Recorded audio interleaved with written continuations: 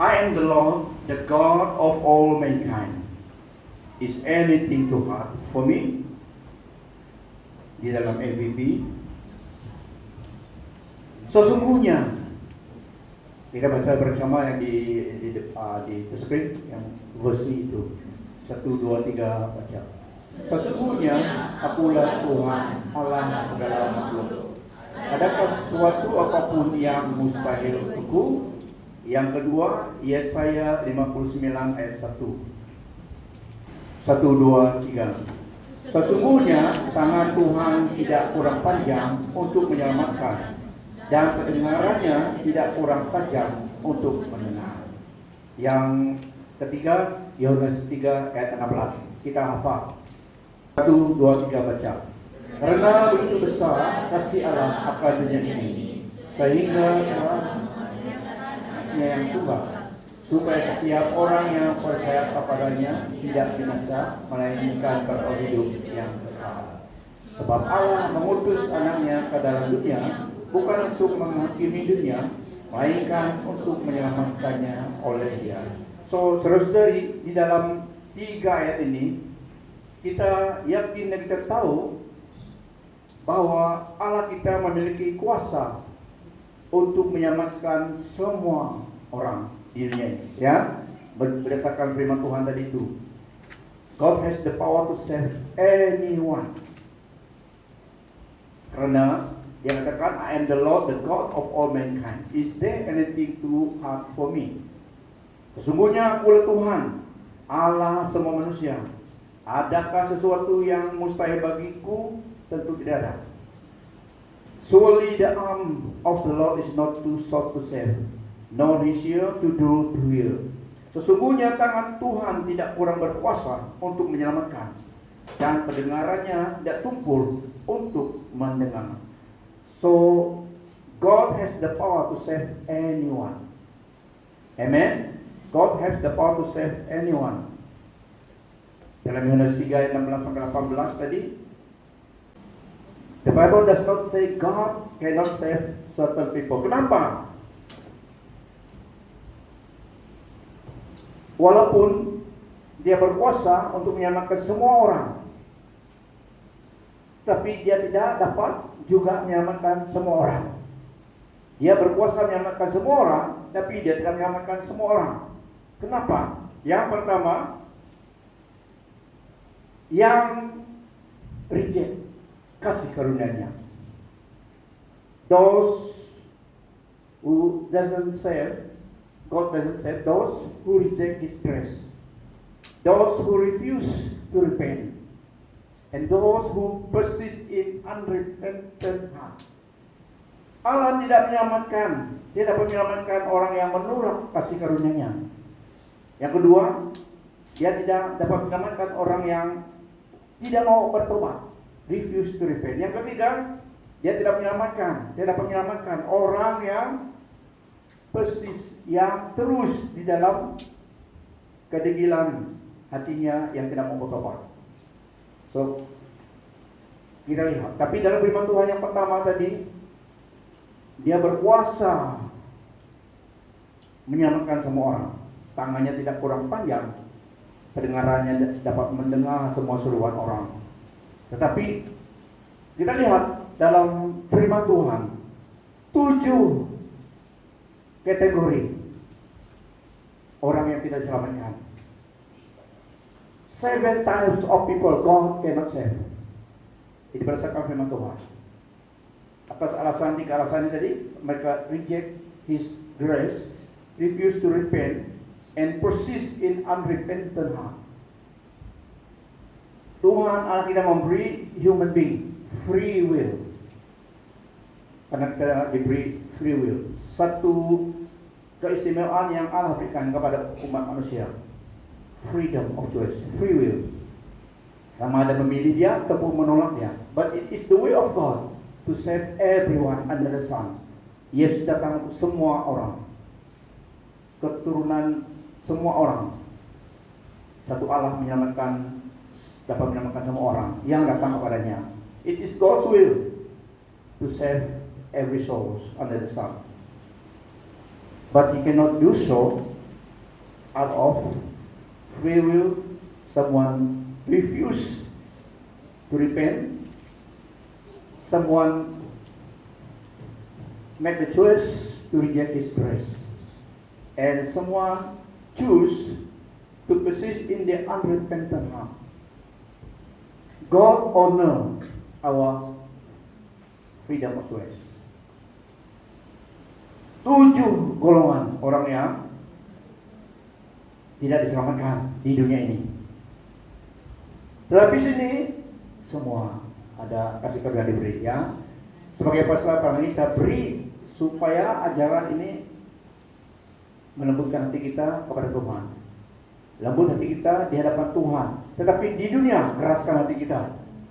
Maksudnya keraskan hati kita di hidup di dunia ini tidak malas. Ada komitmen, ada sesuatu untuk melakukan sesuatu supaya berjaya. Tapi di hadapan Tuhan, lembut di hadapan Tuhan, soften your heart for your good, untuk keselamatanmu. Because He is God. Sejahat-jahatnya pun manusia harus acknowledge that God is the one who is sovereign over all, and He loves us, He cares us. Dia memberi hidupnya untuk kita.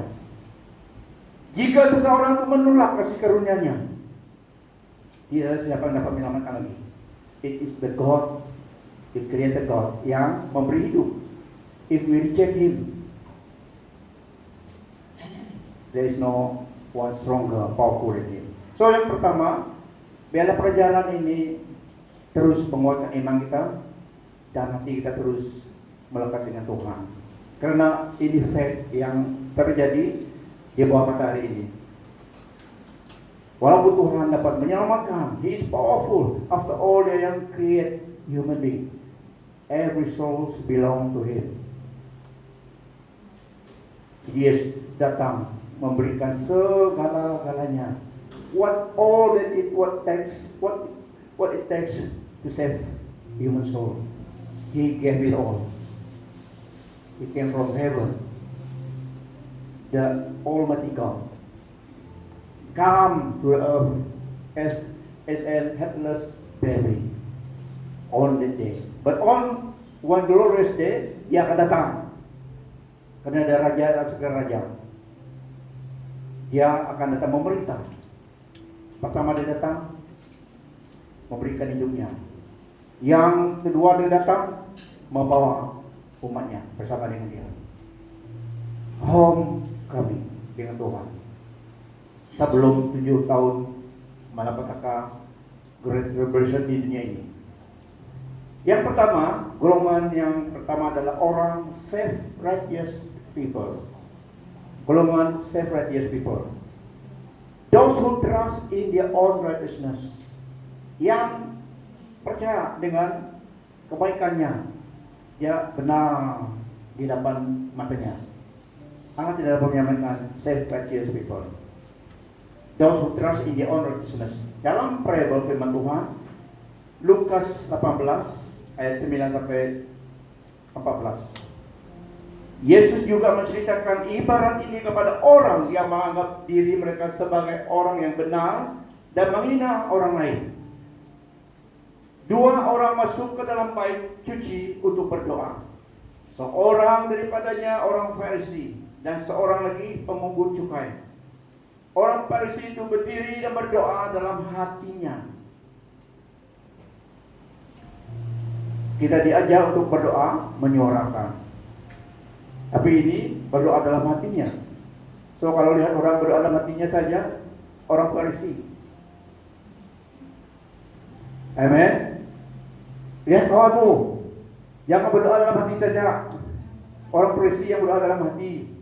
Tuhan tahu semuanya, tapi kita berdoa. Tuhan Yesus mengatakan, Our Father in heaven, blessed be your holy name, hallowed be the name, thy name. Dia tidak suruh kita berdoa dalam hati. Kalau lihat kawanmu, bila-bila lihat kalau dia udah dalam hati, buat tanda-tanda saja, munafik, Farisi, kata Tuhan Yesus. Give God the glory, our gracious God, Heavenly Father.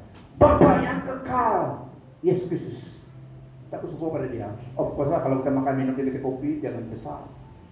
Padahal we want to thank you Lord for the blessing of food and drink in Jesus name. Nah, sudah. Tapi dalam hati Tuhan lihat Farisi itu ya. Sebutlah keluar ada mulut, diberi mulut suara. Memang Tuhan tahu, tapi berdoa kepada Tuhan dengan suara kita, dengan kata yang terkeluar, it's submission to His sovereignty. We acknowledge His God. So orang Farisi itu berdiri dan dia berdoa dalam hatinya. Ya Allah, aku bersyukur kepadamu karena aku tidak tamak, menipu atau berzina seperti orang lain. Wow, doanya demikian. Terus makin orang. Aku bersyukur kepadamu karena aku tidak seperti pemungut cukai ini. Aku berpuasa 2 kali seminggu. Bagus juga kelakuannya ini. Tapi kita lihat, bukan kelakuan itu yang membenarkan seorang di hadapan Tuhan. Aku berpuasa 2 kali seminggu. Ada orang Kristen yang puasa 1 minggu sekali pun tidak ada.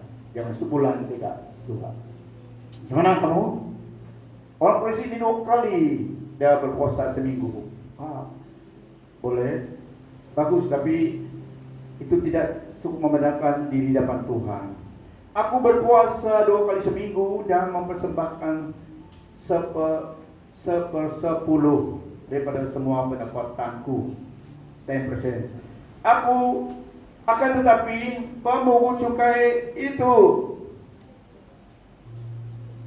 dia tunjuk dia berdiri jauh sedikit. Bukan. Akan tetapi pemungut cukai itu, ini pemungut cukai yang berdoa. Akan tetapi pemungut cukai itu berdiri jauh sedikit, tidak berani menghadap ke langit, melainkan menepuk dada sambil berkata, sign of humility.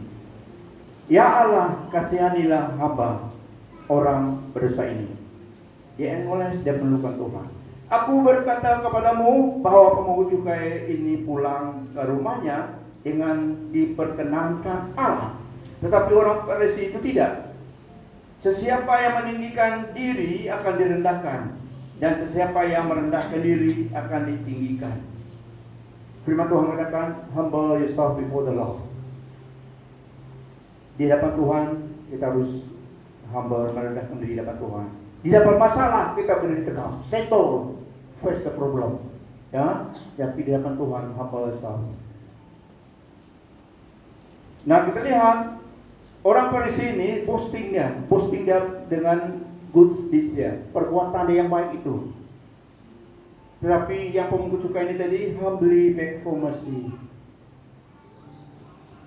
Tuhan Yesus berkata, hanya pemungut cukai tax collector yang balik ke rumahnya justified, dibenarkan di hadapan Allah.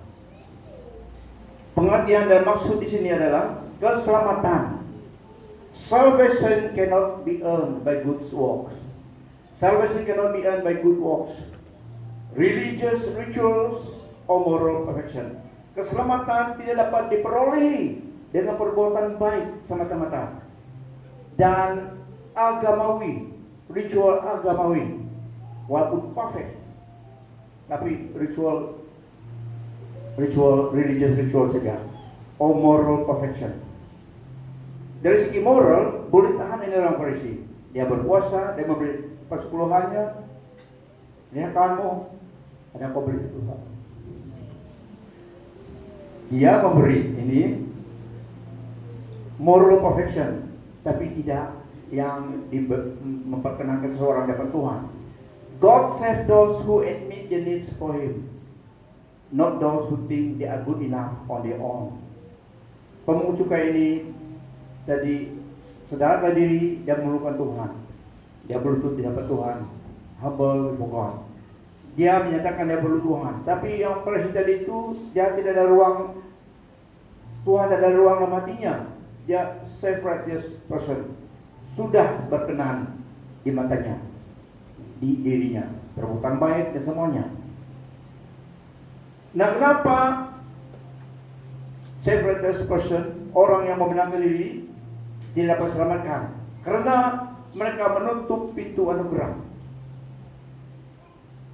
Karena mereka assuming mereka tidak perlu Tuhan Yesus. They don't need a Savior. They are good enough already on themselves. So they assume they don't need a Savior. Tapi semua orang, jahat baik, semua memerlukan Savior, Tuhan Yesus. Tapi dia tadi tidak perlu Savior. Dia cukup baik. Orang tax collector tadi itu sedangkan diri dia perlu Tuhan. Inilah yang alasannya self-righteous person tidak dapat diselamatkan. Mereka menutup pintu anugerah karena mereka pikir mereka tidak perlu juru selamat. Untuk kita, avoid comparing yourself with others. Dan membandingkan dirimu dengan orang lain, dan jangan memikirkan kebaikanmu itu melayakkan di hadapan Tuhan. Tidak. Kita harus menyadari akan kita memerlukan Tuhan. We must recognize our flaws and rely on God's mercy instead of our own effort. Bukan usaha kita, keselamatan bukan usaha kita, tetapi anugerah Allah dan Yesus Kristus. So we must recognize this needs untuk diselamatkan. Yang kedua, orang yang refuse to believe, unbelief. Sesiapa yang percaya kepadanya tidak dijatuhi hukuman. Sebaliknya, sesiapa yang tidak percaya sudah pun dijatuhi hukuman, karena dia tidak percaya dalam nama Anak Tunggal Allah. Whosoever believes in Him is not condemned, but whosoever does not believe stands condemned already, because they have not believed in the name of God's one and only Son. Unbelief put someone in hell. Ini bermaksud iman kepada Tuhan Yesus adalah kondisi untuk keselamatan. Harus ada iman kepada Tuhan Yesus. Harus percaya. Kita baptis orang yang percaya, karena Tuhan Yesus suruh baptis orang yang percaya. Dia yang suruh, bukan baptis itu menyelamatkan, tapi juru selamat yang suruh. Baptis orang yang percaya. Yang tidak percaya, jangan. Kau limpah dia pun tidak terlalu sama aja. Masuk. Tarik. 2 kali lipat dari sungai, tarik sama saja. Guna baptis dia. Baptis orang yang percaya. Kita percaya kita baptis, ya, karena Tuhan Yesus yang suruh. Tuhan Yesus sendiri juga dibaptis oleh Yohanes Baptis, memberi contoh. It is right for us to fulfill all righteousness. It is proper. Pertama, Yohanes Baptis tidak mau karena tidak layak, tapi Tuhan Yesus yang suruh.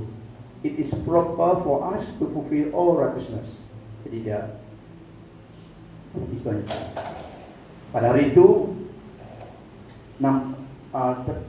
make Christ known to the public. The Holy Spirit come as a door on him. So iman adalah satu condition untuk keselamatan. Bukan knowledge saja. Faith is of the heart. Knowledge alone is of the head. Knowledge and faith. Knowledge plus faith. Pengetahuan itu penting. Knowledge itu penting. Tapi knowledge saja tidak menyelamatkan. Pengetahuan akan Tuhan Yesus itu tidak cukup untuk menyelamatkan. Pengetahuan tentang Dia adalah dan iman kepada Dia, perbuatannya, menerima Dia sebagai Tuhan Juru Selamat. Ini adalah condition untuk diselamatkan. Seorang yang tidak percaya tidak dapat diselamatkan. Unbelief. Dia dapat diselamatkan. Those who refuse to believe. Diberitakan firman Tuhan, Injil, the gospel, tapi hatinya degil, tidak mau percaya. Bukan salah kita, salah between him and God, between her and God. One day, semua manusia perlu Tuhan Yesus, karena semua kita perlu hidup kekal itu. We are not forever in this place. Apabila masa kita pulang, kita pulang. Tapi waktu kita masih di sini, kita masih menggunakan masa sini, masa anugerah Tuhan. So rejecting Christ means choosing to remain separated from God. Menolak Kristus adalah pilihan untuk terpisah daripada Allah. Yesus menyatukan manusia dan Allah.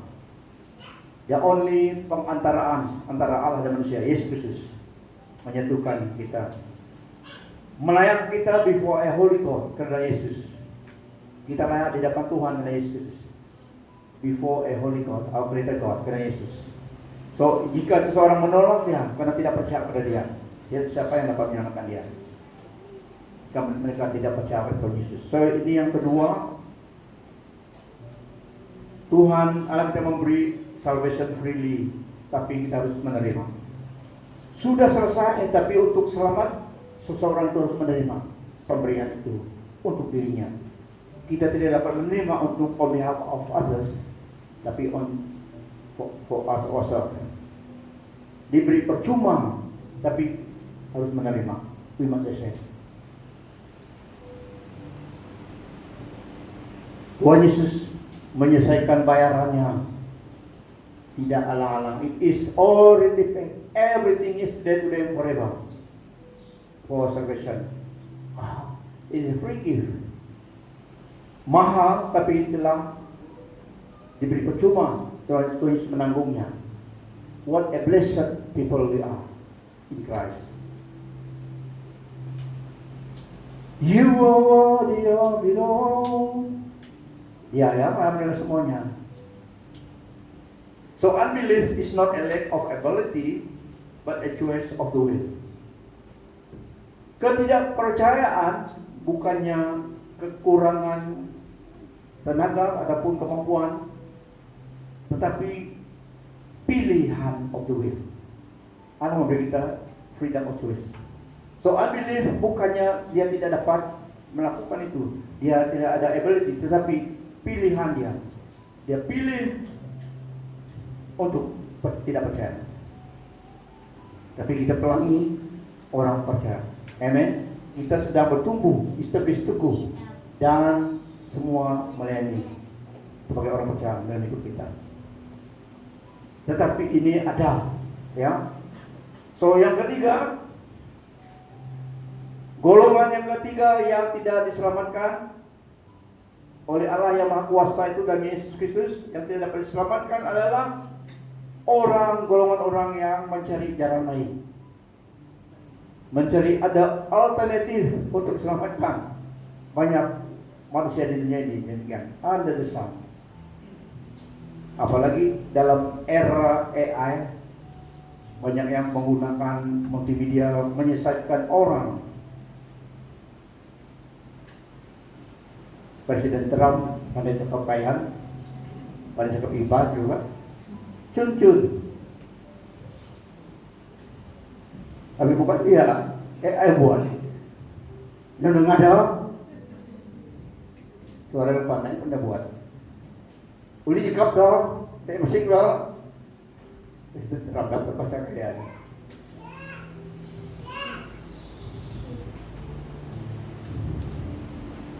AI buat. Kita it's okay. Kecanggihan itu kita yang menggunakannya. Ya. Firman Tuhan katakan knowledge will increase at the end time. Firman Tuhan telah prophesy nubuat itu. It is fulfilled. Knowledge will increase. Akhir zaman.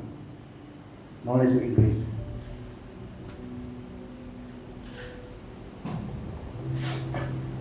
Tuhan Yesus berkata, I am the way and the truth and the life. So there is no other way. Akulah jalan, kebenaran dan hidup. Tiada seorang pun datang kepada Bapa kecuali melalui aku. I and the Father is one, kata dia. Tetapi dia yang perantaraan Allah pada manusia. Is the only jalan to bridge the gap. Yesus Kristus. Kita melihat Allah di dalam dia.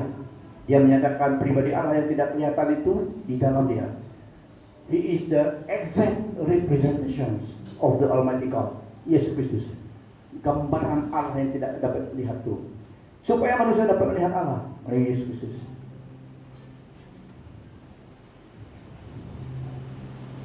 Yohanes 14 ayat 6 tadi. Akulah jalan kebenaran hidup. Tiada seorang pun datang kepada Bapa kalau tidak melalui aku. I am the way and the truth and the life. No one comes to the Father except through me. So, yang ketiga tidak dapat diselamatkan adalah those who seek salvation through other means. Ada yang mencari keselamatan melalui yoga, ataupun ada alternatif lain melalui ajaran yang lain. Tapi tidak, it is jelas. The finality is the word of God, Alkitab. Yohanes 14 ayat 6 Yesus katakan dengan jelas-jelas, I am the way, the truth, and the life. I am the resurrection and life. I am the one and only true God. Tapi manusia buat pilihan. So, golongan yang ketiga tadi, those who seek salvation through other means. Ada yang buat ajaran, oh, road leads to God. Tidak. Semua jalan menuju kepada Allah. Tidak.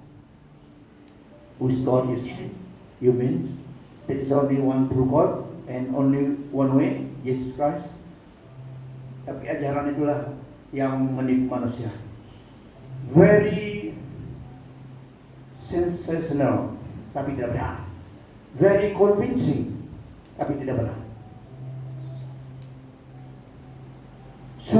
Suga khotbah gospel ini banyak. Karena itu bukan gospel. Itu adalah ideologi orang saja.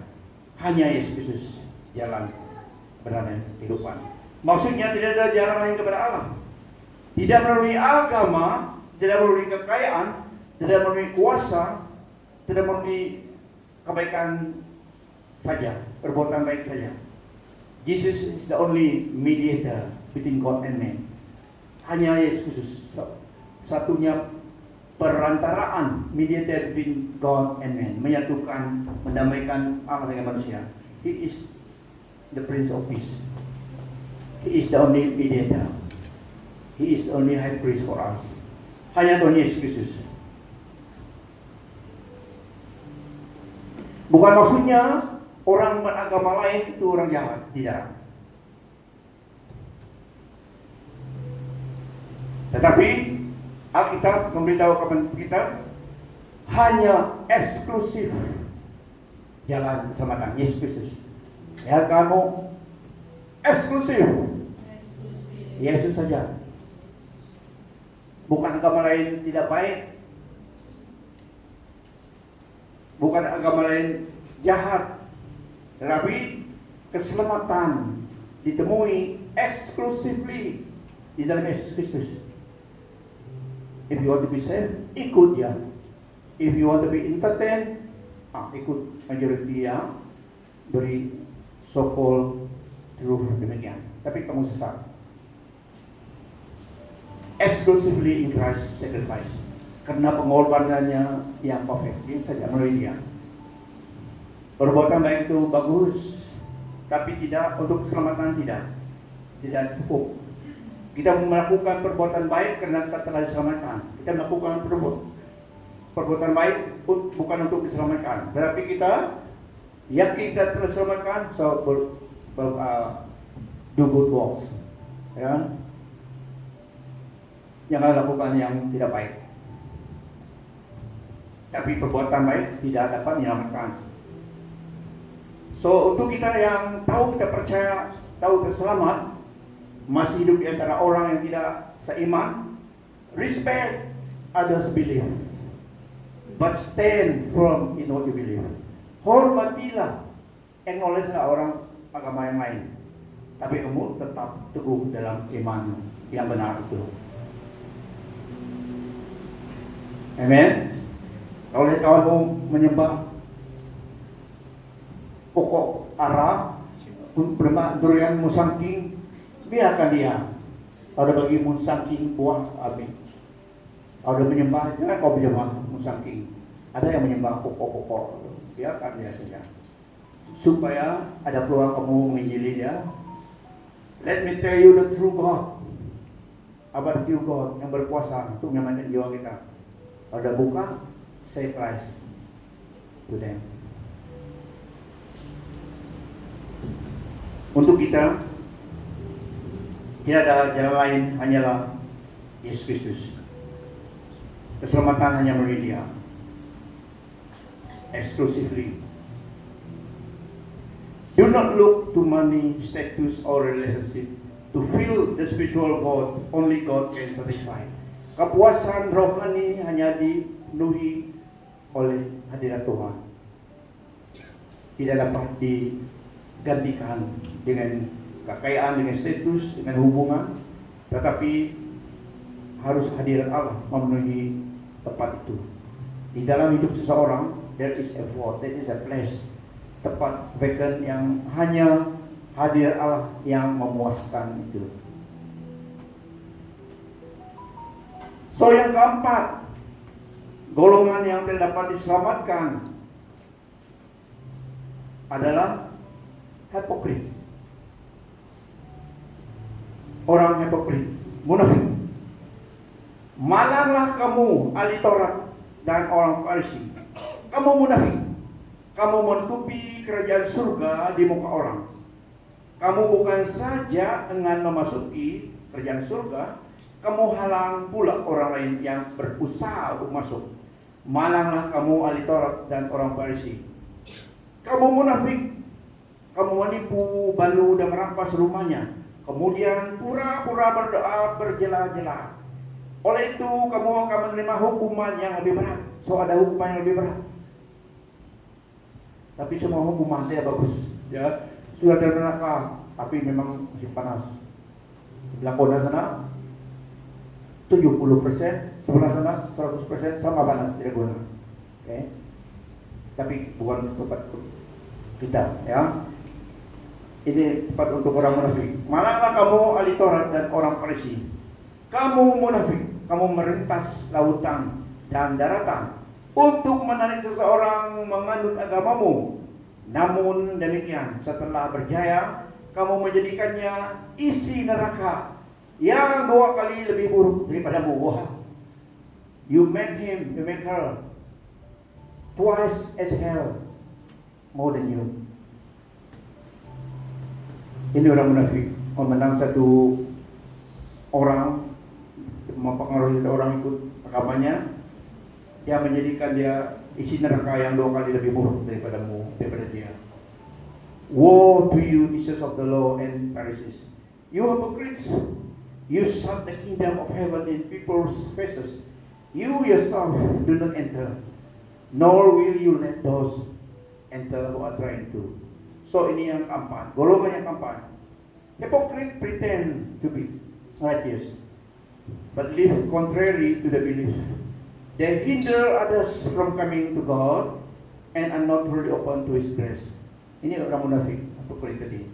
Mereka pura-pura berdoa panjang, tapi hidup mereka tidak selaras dengan kepercayaan mereka. Mereka tidak sebenarnya menerima anugerah Tuhan itu. Kepura-puraan. Allah melihat hati, bukan hanya outward action. Dia melihat hati kita bukan hanya di luar saja. Pretension prevents genuine repentance.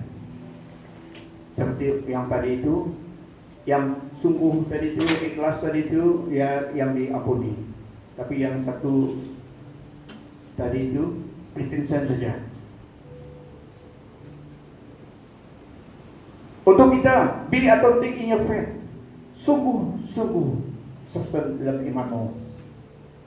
Avoid religious performance and strive to live what you believe, even when no one is watching. Jadilah orang Kristen, seperti nama kita orang Kristen. Yang kelima, yang terdapat diselamatkan adalah those who blaspheme the Holy Spirit, yang menghujat Roh Kudus. Matius 12, 31 sampai 32. Ketahuilah, orang yang buat dosa dan mengucapkan kata-kata kufur akan diampuni, tetapi mereka yang mengkufuri Roh Kudus, yang menghujat Roh Kudus, tidak akan diampuni. Orang yang menentang Anak Manusia dengan kata-katanya dapat diampuni, tetapi mereka yang menghina Roh Kudus tidak dapat diampuni, baik di dunia maupun di akhirat. And so I tell you, every kind of sin and slander can be forgiven but blasphemy against the Spirit will not be forgiven. Anyone who speaks against the Holy Spirit will not be forgiven, either in this age or in the age to come. Ada yang takut dengan ayat ini, yang tidak mengerti dia. Jangan saya sudah mengujar Roh Kudus. Itu tandanya kamu belum. Ya. Dosa ini adalah dosa yang persistent, intentional rejecting of God. Yang disengajakan. Orang yang telah mengenal kebenaran. Persistent, intentional rejection of God's grace and the work of the Spirit. To the point where a person never repent. Sehinggalah mereka tidak mau bertobat lagi. Tidak ada konsaya, mereka telah share. Tidak terlalu tumpul. Tidak dapat sensitif lagi. So bukan semua orang, tidak banyak orang, tapi ada. Kita di sini tidak ada yang mau jadi Roh Kudus. Ya, ini adalah orang yang intentionally, yang tahu, memang tahu kebenaran, sengaja menolak Tuhan, anugerah Tuhan. Satu agama ada munis. Mereka itu memang agent of iblis. Golongan yang demikian tidak dapat diselamatkan karena mereka sengaja intentionally menolak Tuhan. Pekerjaan Roh Kudus menolak.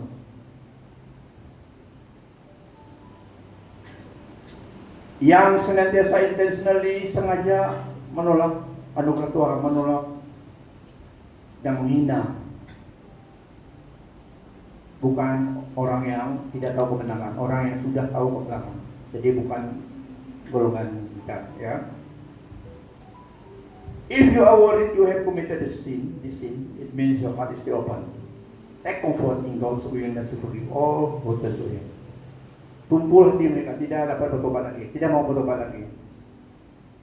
Inilah yang dapat diselamatkan karena mereka buat keputusan pilihan tidak mau bertobat sudah.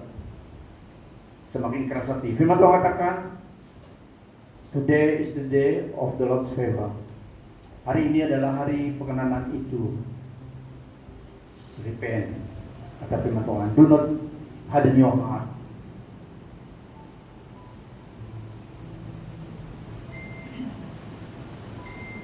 Dalam situ berkata lagi adalah orang yang memang intentionally menolak Tuhan.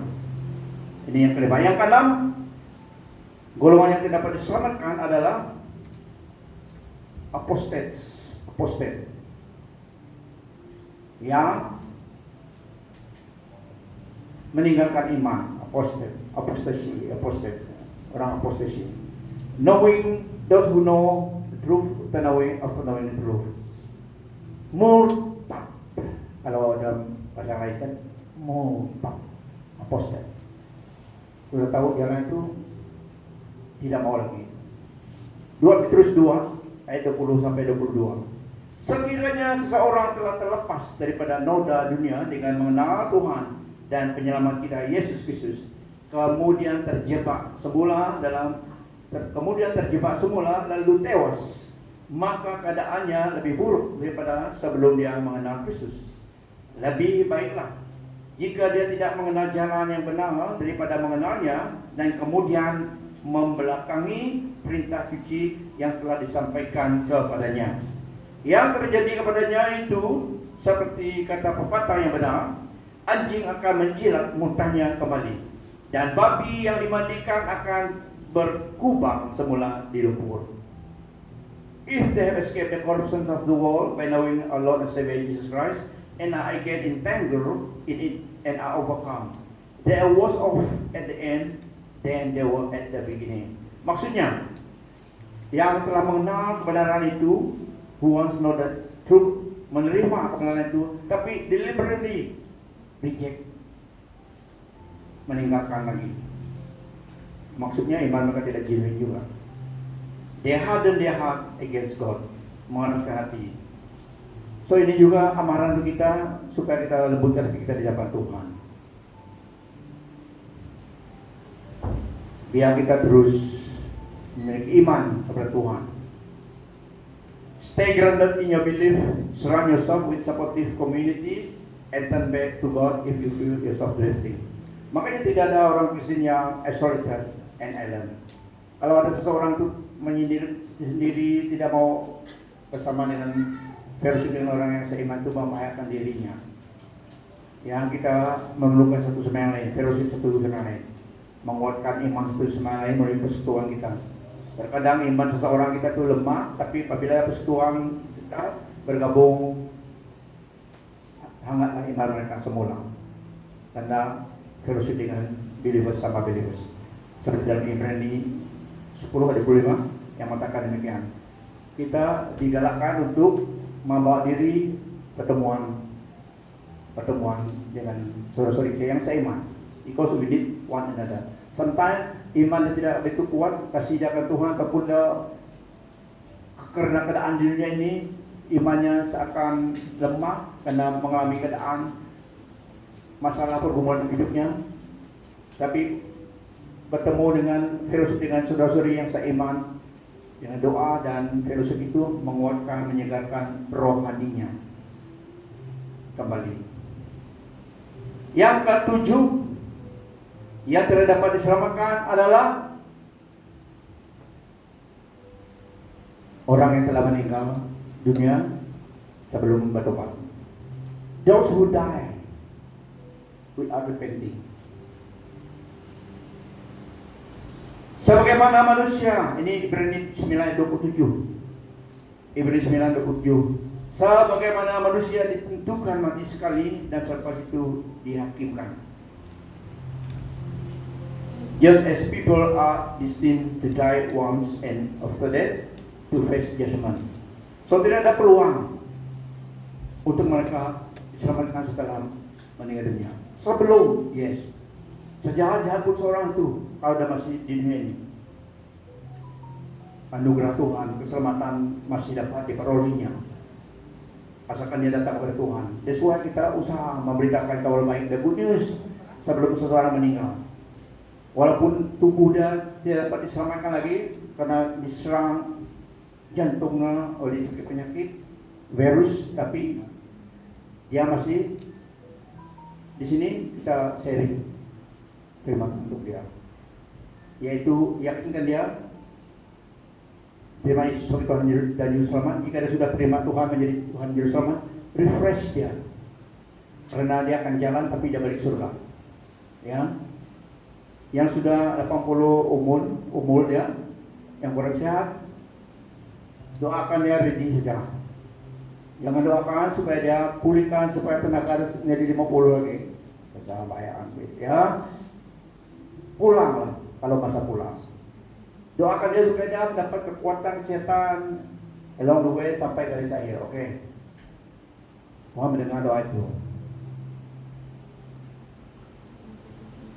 Biar dia balik ke surga jiwanya. So masih ada peluang selagi orang mendapat dan di dunia ini. Rasul Paulus pun jahat dulu, pembunuh juga jahat dulu. Tapi setelah dia ikatan dengan Tuhan, dia yang menulis New Testament kita, hidup yang telah dipulih oleh Tuhan. So sejahat-jahat pun manusia itu tangan Tuhan tidak kurang panjang untuk menyelamatkan. The grace of God sampai kepada umat manusia, because it is the will of God, salvation kepada semua umat manusia. Bukan salah dia jika seorang itu tidak diselamat. Dia welcome semua orang, Yesus untuk semua orang. Tapi dia telah memberi free will kepada manusia. God honor the free will. Dia berikan kepada kita. He created us to love, to hate, to accept, to reject. The free will sebagai manusia. So pentingnya 2 Korintus 6 ayat 2. Now is the day of salvation. Now is the day of grace. Hari ini, waktu firman Tuhan didengar, this is the word for us, untuk kebaikan pribadi kita, not for others, tapi untuk kita. Karena kita meninggal sendiri antara kita dengan Tuhan.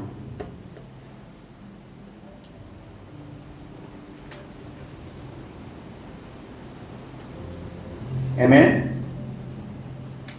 God desires all people to be saved. Dalam firman Tuhan katakan demikian. 1 Timothy 2 ayat 3 sampai 4. God desires all people to be saved. Dia yang mencatat, Roh Kudus mencatat dalam 1 Timothy 2 ayat 3 sampai 4. It is God's will. He desires that all people to be saved. But He respects our free will. Dia tidak override dia punya free will yang diberikan. Inilah yang baik dan diredai oleh Allah penyelamat kita, yang berkehendakkan semua manusia diselamatkan dan mengetahui apa yang benar. He cannot save those who refuse to believe. Salvation is a free gift offered to everyone. It is up to us to receive. Allah lihat, Dia mengasihi kita. Dia lihat manusia perlu diselamatkan. Tapi caranya adalah perfection, korban. Karena dosa ada harga. Yesus datang ke dunia ini to pay the price. Kita yang layak, yang patut disalibkan karena dosa kita. Tapi Allah mengasihi kita dan Yesus, Dia yang datang memikul menanggungkan. He take the fault, the sin. He paid for us, atas dirinya. Dia yang menanggung, bukan tidak ada bayaran, ada consequences of sin, dosa ada. Tapi Yesus yang membayarnya. Dia yang menanggungnya. Ada harga keselamatan. Dan digantikan, diberikan unmerited favor. Ya, grace of God adalah unmerited favor. Tidak layak, kita sebenarnya tidak layak. Tapi dalam Yesus, Dia yang melayakkan kita. Wow. Dia yang melakukannya, melayakkan kita. We are acceptable before God. Sons and daughters of the Almighty God in Christ. Putra, putri Allah dan Yesus Kristus. Ku puji namamu. Gary, mana Gary, masih ada dan? Kita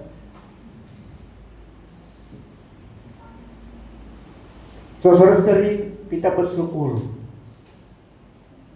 Hiduplah sebagai orang percaya yang memang mengenal, mengetahui keselamatan itu milik kita. Yesus melakukan semuanya untuk kita. It is for us forever. Dimanapun kita berada, di dalam Kristus, kita adalah keluarga Allah. Berapapun lama kita di dunia ini, kalau Tuhan Yesus lambat mengangkat gerejanya, ada yang sudah jalan. Kalau Tuhan lambat datang, kalau 20 atau 30 tahun lagi, banyak yang tidak ada.